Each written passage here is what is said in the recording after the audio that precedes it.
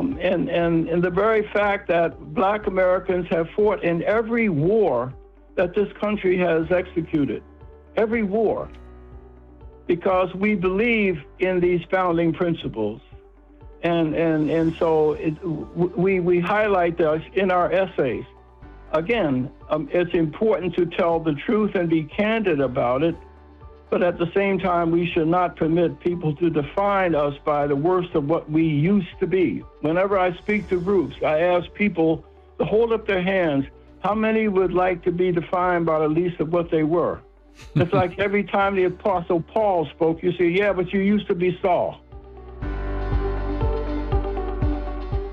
You know, as we talk about the 250th anniversary of this country, we certainly recognize we need to tell all the history, and part of that is a history of African Americans, and it seems to me that we do understand that there are dark chapters in American history, and that's one of those, but sometimes those have been misrepresented, and I think it is important to try to clarify that, and that's why I decided to pull one of these books off my shelf that's been there for a while, by Robert Woodson. He's actually the editor of about 24 essays in this book called Red, White, and Black, Rescuing American History from Revisionist and Race Hustlers. It was a #1 bestseller. By the way, he has a new one, A Pathway to American Renewal, Red, White, and Black as well. But if you're not familiar with Robert Woodson, let me just mention that he is the founder and president of the Woodson Center. Also, 1776 Unites. We'll talk more about what that means in just a minute. His social activism goes all the way back to the 1960s when he was a young civil rights activist. In the 1970s, he directed the National Urban League's Administration of Justice Division. Later, he served even as a resident fellow at the American Enterprise Institute. But we've had him on oftentimes to talk about this 1776 project and 1776 Unites. So, Robert Woodson, welcome back to Point of View. Always a pleasure to share with you. And again, 200 pages, 24 essays by a good number of individuals like Wilfred Riley and Carol Swain and others that we've quoted like John McWhorter and Clarence Page and Shelby Steele and a variety of others. But let's get into it because obviously right now people are looking back to 1776. And they're also looking back even before that, especially when you get closer to Thanksgiving. We talk about 1620, but how about 1619? There seems to be such an attempt now with the 1619 project to say that America was founded on slavery and that even the American Revolution was fought to keep slavery legal. But that's not true, is it? No, it isn't. In fact, in 2019, Nicole Hannah-Jones, a Black journalist with the New York Times, published a series of essays by Black journalists that she called 1619, and she tried to frame the American experience by America's birth defect of slavery, saying that America's founding is really in 1619 when the first 20 indentured servants came here. And so since she was using this to define America as a racist nature and therefore all whites are villains and all blacks are victims. And so since the messenger was black, we thought that the counter message should also be black. So I got together some black scholars and activists, and we wanted to publish a rebuttal to it, but we didn't want to engage in gladiatorial debate. We wanted to offer an alternative narrative that was inspirational and aspirational, that told the truth. Yes, America, no one should be defined by the worst of what we were in our past. No one. And so I think it's important to tell the truth about slavery. But slavery does not define America. America is a country of redemption. America is a country of second chances. And so our scholars got busy, and we went back and published these essays that talk. So America's black can never be defined by slavery or Jim Crow. We talked about what was our response to oppression. Mm-hmm. And we talked about in this essays that according to one of our scholars, we looked at the state of marriage that he looked at the records of 6 plantations that covered thousands of slaves. 75% of those slave households had a man and a woman raising children. So nuclear family, even in slavery, was central to the survival of African Americans. And this marriage, nuclear marriage, would define Black America for over 100 years. Mm-hmm. And when we were denied access to hotels or after slavery, we built our own. We were only 10% of freed slaves were literate. And within 40 years, that number had increased to 70%, done not by what the government did, but by the churches setting up schools on Saturday to teach released slaves. So America is a history, is defined, again, not by slavery or Jim Crow, but by the ways that Blacks responded to it, using the various principles and values and virtues of the American experience. One of the things that I found very helpful in one of the chapters by John McWhorter is he says, we cannot allow 1619 to dumb down America in the name of a crusade. And as he goes through here, he points out it isn't just saying that slavery was coming to this country in 1619 or that this was how we founded the country or whatever, but it goes all the way through. For example, on one point it points out Abraham Lincoln's Emancipation Proclamation doesn't matter because, after all, he was a white person. So you find that it almost begins to take the other. We don't want to whitewash American history, but in this case, we don't want to condemn everything in American history. And once you start with that starting point, any action done, even if it was a good and positive action, is quickly dismissed, isn't it? It really is, but also, I argued this on the Dr. Phil show about reparations. Okay. There were 3,000 freed slaves that owned 13,000 Black slaves. The question is, do the descendants of these free Blacks that were slave owners, do they pay? In 1850, on the Fugitive Slave Act, there was a big a group in Toledo, Ohio, led by 3 Black barbers and 1,200 white farmers and 2 Indian tribes, and they formed an underground railroad that enabled 50,000 Blacks to escape from slavery into Canada, and they didn't lose a single person. So when you're talking about the American experience, you have to be much more inclusive. These 1,200 white farmers risked their lives to free slaves. So America is not defined as Nicole Hannah Jones, that all whites are villains and all whites and Blacks are victims. Robert, one of the particular essays by Wilfred Riley, and we've quoted him before, even had him on the program, was slavery does not define the Black American experience. Now, of course, all of your authors are African American, I believe, but nevertheless, he recognizes that there is a real need to honestly talk about the slave trade, talk about how Congress wanted to actually prevent it from continuing.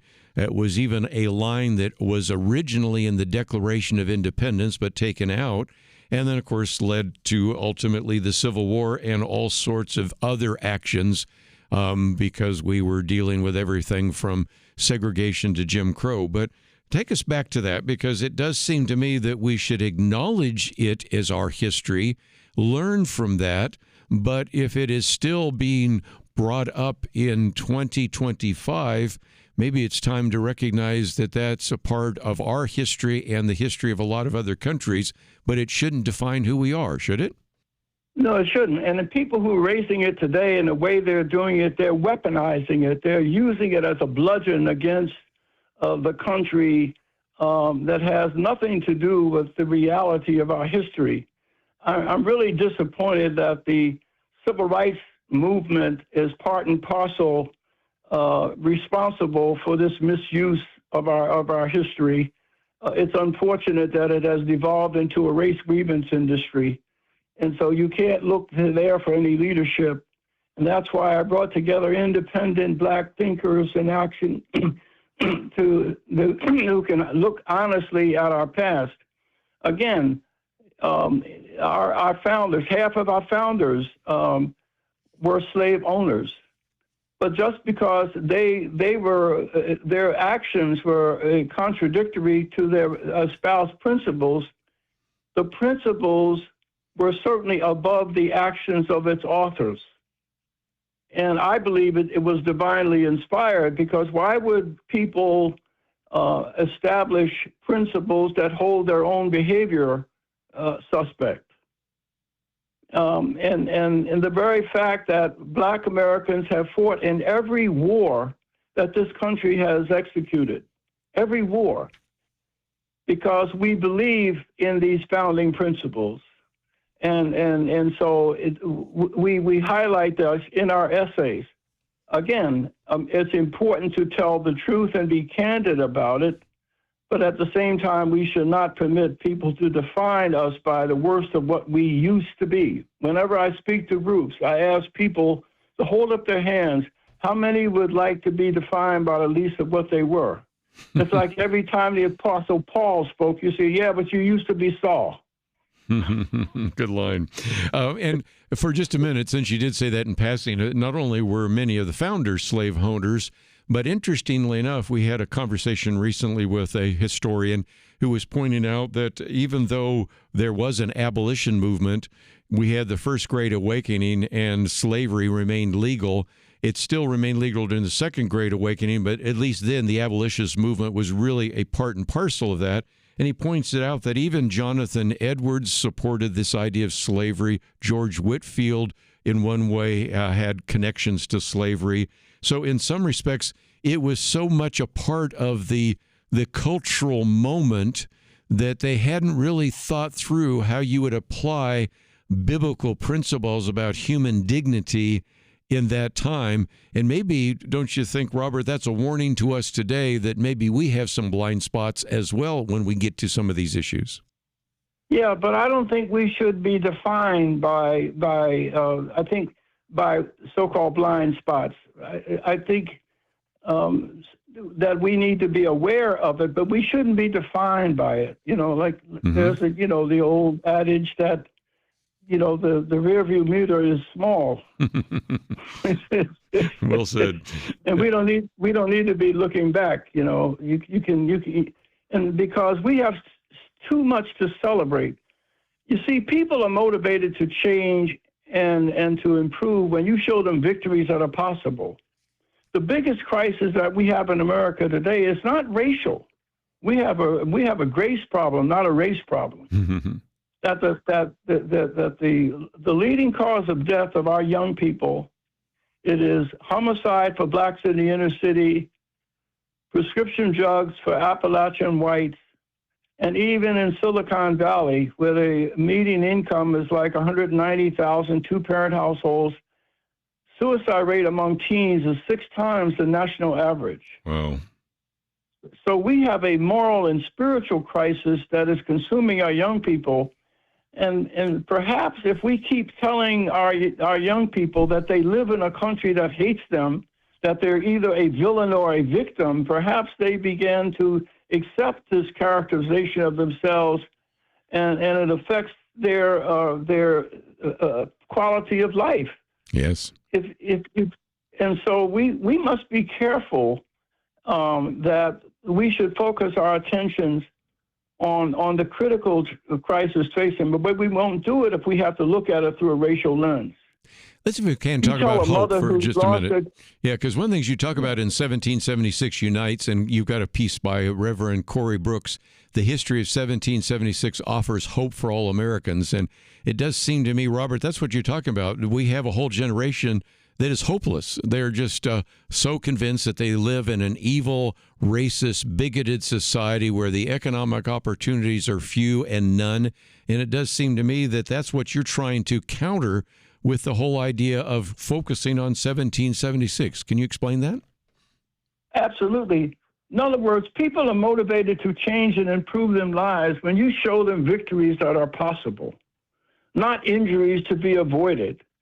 And you have that America's founded. I support an organization where we have 3,500 low-income grassroots leaders in 39 states. I think there are new patriots.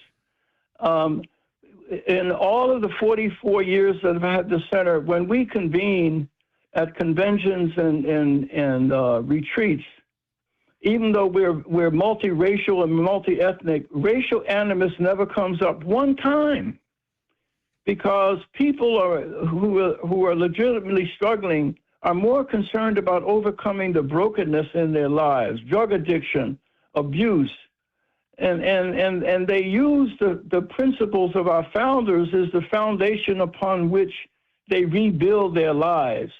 And so it's most important for us to move beyond race, and so that we can address the crisis in meaning in the lives of our children. A lot of our children are lacking a content and meaning to their lives, and therefore, if you devalue your life, you will take your own or you will take someone else's. They're different sides of the same coin. So again, we're talking about this book, Red, White, and Black, Rescuing American History. And if you find yourself wanting to know a little bit more about American history, and especially the place of Black America, African Americans in contemporary society, and how to maybe to resist some of these campaigns that have come out recently that have given a much more politicized view, whether it's the 1619 Project, whether it is the idea that we should seek reparations, whether it is that we are in a country that is riven with racism and bigotry. These are some ideas that I think we need to be able to address as well. And so again, as I mentioned, this book, about 200 pages, about 24 different essays by kind of a who's who of individuals addressing this, trying to answer the question about whether or not America was founded as a racist nation, whether we're dealing with systemic oppression, and how to maybe bring about some kind of reconciliation. So I think you're going to find the resource very helpful. If you'd like to know more about the Woodson Center or about this book, all available at the website pointofview.net. Hey there, Megan Kitchen here, creator of the Highlights podcast. Sorry to interrupt, but I would like to ask a small favor if I could. If you appreciate anything about today's episode or it enhances your own point of view, would you please let us know? You can do it easily by sending an email to podcastcomments@pointofview.net. When you email us your feedback, it helps me to create more episodes based on topics that help you and your friends discern a biblical perspective on the world. So, penny for your thoughts? Again, that email is podcastcomments@pointofview.net. Now, back to the episode. I thought for just a minute we might just talk about this piece by Dr. Carol Swain. She's been on the program with us before. And here's a good illustration of an individual that if you met her now, she was an associate professor for a while at Princeton, but probably best known as being the political science professor and law professor at Vanderbilt University. First book she published was with Harvard University Press. You would think, well, what a successful woman. Now let me tell you the rest of the story, because she says, I grew up in the country woods of southwestern Virginia, a family that eventually included 12 children. I was the second oldest. My earliest childhood memories include living in a tar paper covered 2-room shack without indoor plumbing or running water. Points out that that's where you had the cooking stove. Many years the children slept on the kitchen floor. The poverty I experienced meant that water for bathing each morning had to be heated on the stove and shared with others. Water for cooking, bathing, and cleaning came from the spring located downhill from a cemetery. We lacked proper clothes. If it snowed, they tended to stay home. Once we missed 80 out of 180 school days, and my siblings and I failed. So if you are familiar with the rest of her story, poverty, getting married at a young age, having already dropped out of school, eventually getting her GED, having people tell her that she has potential, that maybe she's intelligent. Of course, now she has 5 college degrees. But Robert, she talks about the fact that one of the things that kept her going was the recognition that everyone has potential to overcome life's disadvantages. Where you start your life does not determine where you end up, and your attitude towards life is more important even than your circumstances. And so her particular essay in there is just a reminder that we don't need to keep this culture of victimhood going. We need to give people hope, and that's really what you're trying to do through the Woodson Center, isn't it? We really are, and I think it's what Pastor Chuck Swindoll argued in his book. He said 10% of who we are is defined by external circumstances, the kind of conditions you just identified with Carl Swain, abuse that have occurred, but 90% of who we are is the attitude about the 10%. And so that Carl Swain is a perfect example of that. But in the book, we also tell the story of Robert Smalls, who was born into slavery, found himself working on a Southern supply ship as a crew, one of 6 members of the crew. And when the captain went ashore for dinner with the rest of the crew, he commandeered the ship, picked up his family and members of the other, and put on the captain's hat and gave signals and went past 5 different Southern garrisons and turned the ship over to the Union Navy. He was celebrated and met with President Lincoln, and because of his heroism, he was made a first black captain in the Navy, but also it encouraged Lincoln to let blacks fight in the Union Civil War. Robert Smalls fought in there, and after the war, he became a wealthy businessman, served in Congress for 10 terms. He went back and purchased a plantation on which he was a slave, and took in the wife of the slave owner who became demented and poor, and allowed her to continue to sleep in her bedroom. This, to me, is an act of radical grace. Yes. And just one of those many kinds of stories that I really wish children knew today, because when we start talking about what they do know, all they really sometimes hear is the negative, and they don't hear about, I don't know, Frederick Douglass or George Washington Carver or Harriet Tubman or something like that. These are stories which, even though we have what is oftentimes referred to as Black History Month, sometimes those stories, which I think would be of encouragement to young people, simply don't get taught. And that's why I think what you're doing and what others are trying to do to maybe instill some hope in a culture that has been told that they're victims and facing oppressive actions, systemic racism, and the rest, we're not going to help them succeed in the future. Well, the good news is we've developed a school curriculum from these essays that has been downloaded in all 50 states almost 500,000 times. We also have a series of seven-minute animations where we take like characters like Robert Smalls and others, and those have been downloaded almost by 3 million people on YouTube. And so we really think there is a thirst in the American public for a real history, an accurate history of America. And Carol Swain is a perfect example of how even today people are taking those old values and applying them to their new reality. But that's what we at the Woodson Center encourage everybody to do. We must be encouraged, and we should turn away from the naysayers and the race hustlers, and instead unite in addressing the challenges that we face today.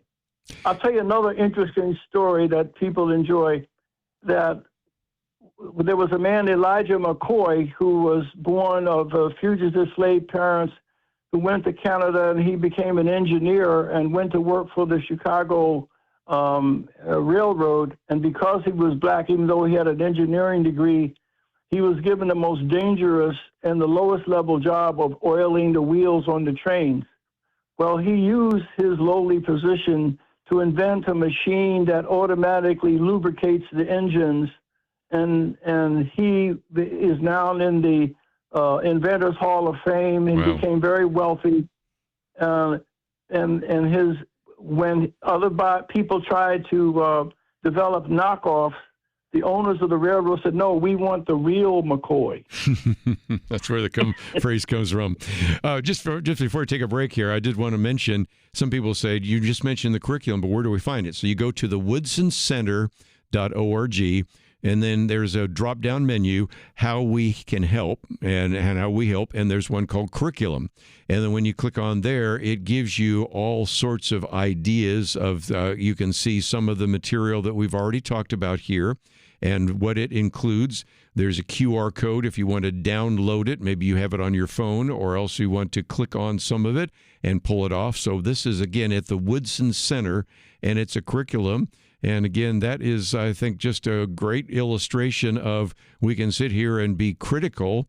It's the old, you can curse the darkness or use light some lamps, and you've been doing that for some time. So one other one I want to put on the table, since you're sort of talking about some of these great stories, Clarence Page, of course, we've talked about him before on this program, talks about why black patriotism is more important than victimization.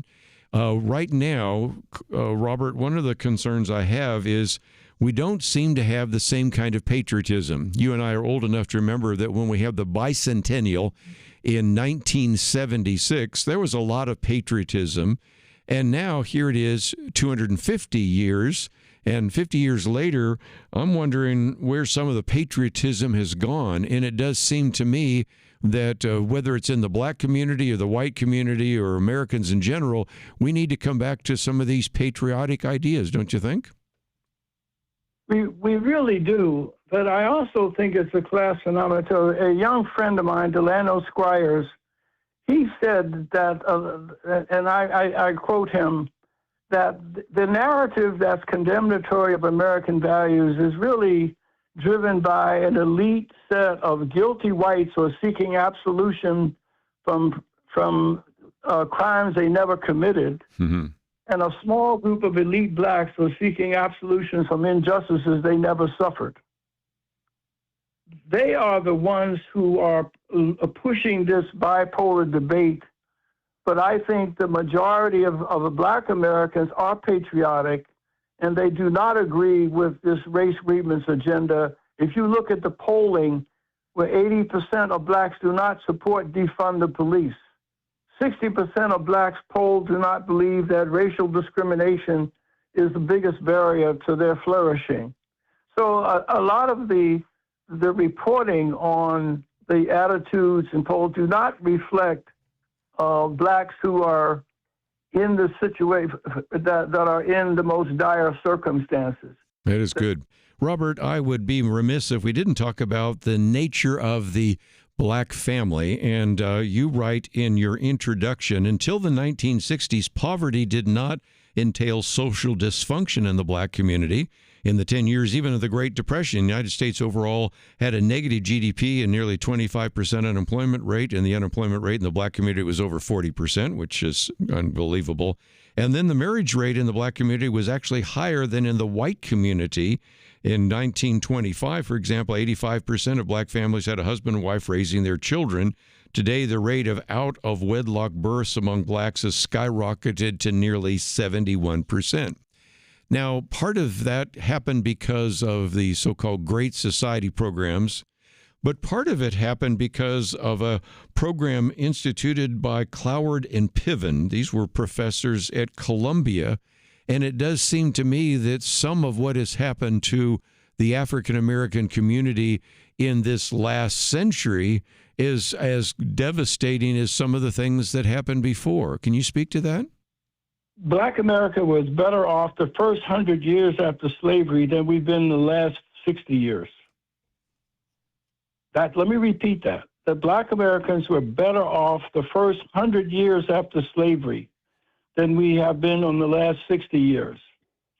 I was born in 1937, right in the midst of Depression, in a small black blue-collar neighborhood in South Philadelphia.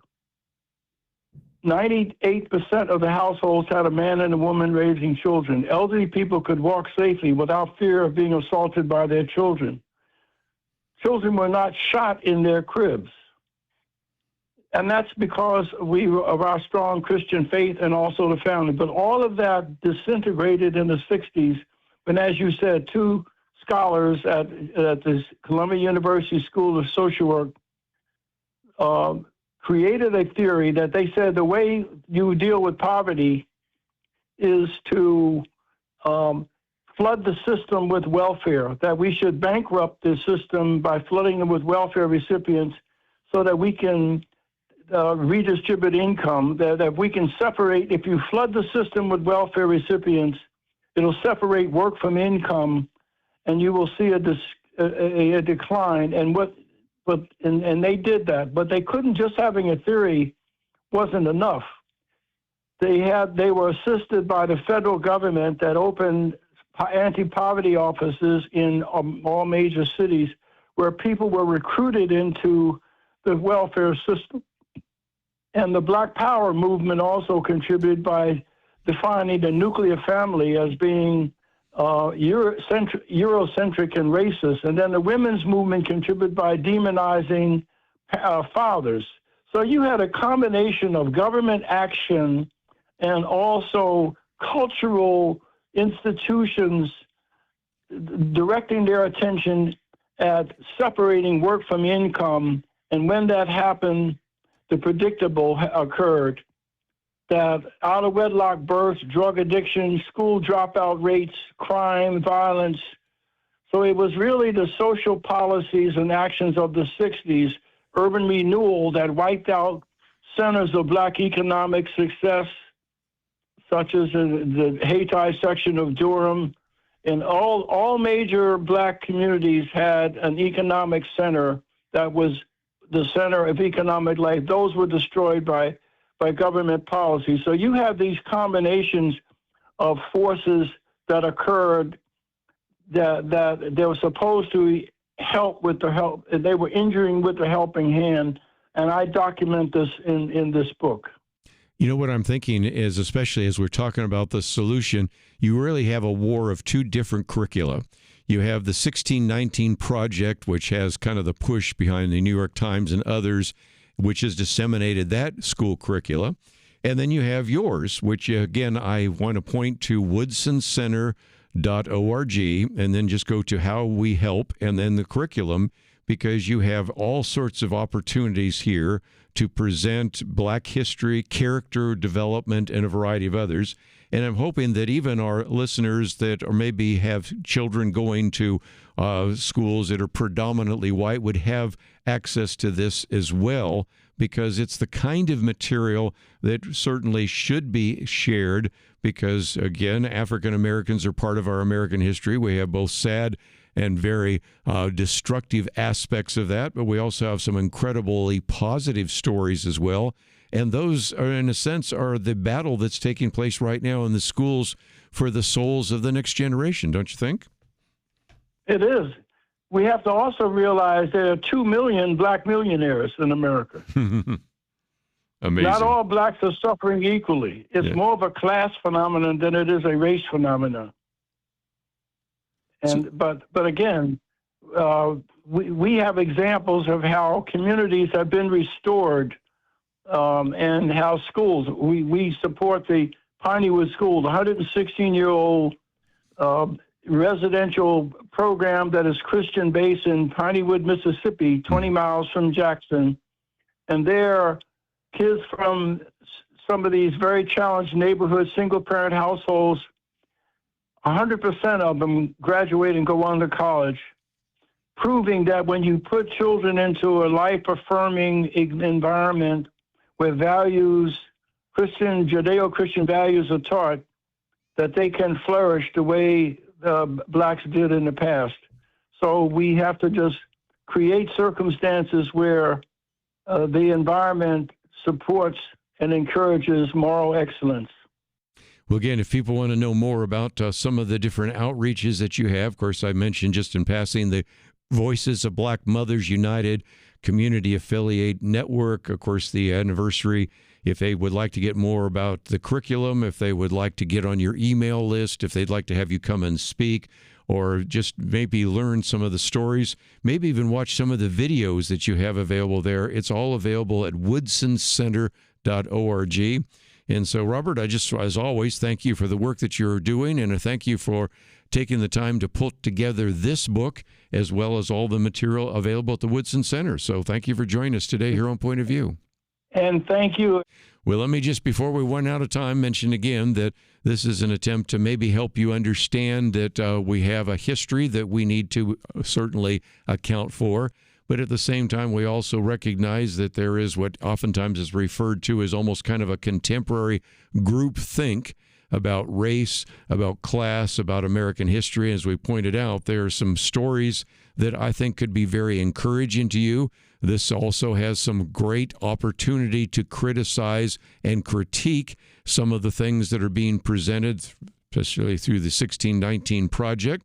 And so if you wanted to know more about the 1776 Unites Project, it's an attempt to really have a special focus on some of the voices in the Black community, to celebrate Black excellence, to reject this victimhood culture, and really kind of showcase the millions of African Americans who have prospered by embracing some of these foundational ideals of America. So it's a great resource, and it's one more resource that we put on our Point of View website so that you can find out more. You can find some of the articles related to this. You can find the book. And of course, you can also find the link that we have provided to Robert Woodson at the woodsoncenter.org. That's all we have for today. We look forward to seeing you next time right here on Point of View Highlights.